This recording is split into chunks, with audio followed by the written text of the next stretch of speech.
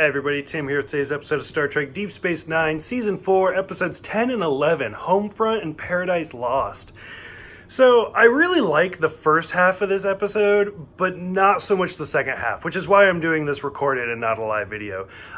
So, it starts out pretty interesting, where the wormhole is opening and closing at random, and as soon as I see this, I instantly think that, okay, so the Dominion is finding a way to come through somehow or not. I don't know how, but they found a way.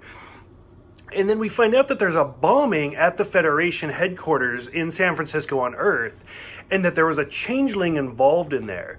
So from here, the crew, or specifically Sisko and Odo, are going to go to Earth and basically do some investigation. Which now we meet Sisko's father, Joseph. And at first I was like, because as I've been doing these reviews, I've kind of talked about how Sisko's always talked about his father in the past tense. Like, oh, he was really sick. Oh, he was very thin. He was a great chef. Whereas now we see that he is still alive and he's still cooking, but they do mention how he was really sick at one point. So it's kind of their way to write around it. So we meet some interesting characters, like Susan Gibney appears. She plays soon-to-be Captain Benteen. Some of you guys, if you watch The Next Generation, might recognize her as Brahms, the woman that Geordi was involved in. They talk about Best of Both Worlds with the Borg sphere and the Borg cube coming out to attack. And we get to see Nog again, who's in his gray cadet uniform, which I think it's interesting that they made it gray, because again, talking about The Next Generation, I had pointed out how this is the traditional Next Generation uniform, but whenever we saw the cadets, like Wesley in the Academy, it was a black outfit with a colored shoulder part, which goes on to be the Deep Space Nine uniform. Whereas now, it's still that colored part on the shoulder, but it's gray from the waist down. And now, I wore this out. I tried to save the Star Trek outfits for when, shout-outs to previous characters.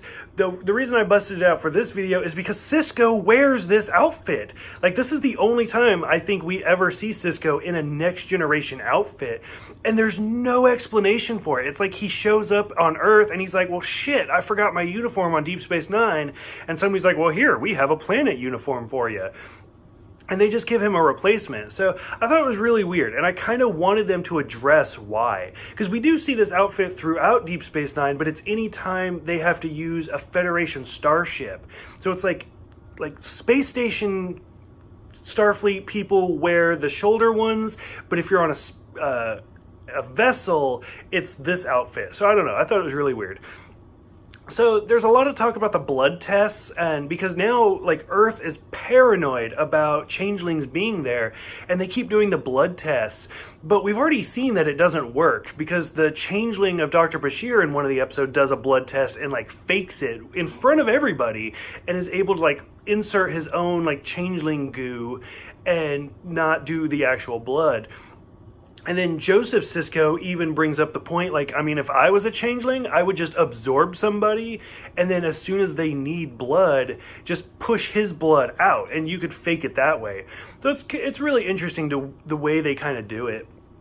And then finally the episode ends, the first part ends with them declaring martial law on the planet Earth because they're so scared of changelings. This whole first episode I thought was great. I was super into it, edge of my seat, what's going to happen?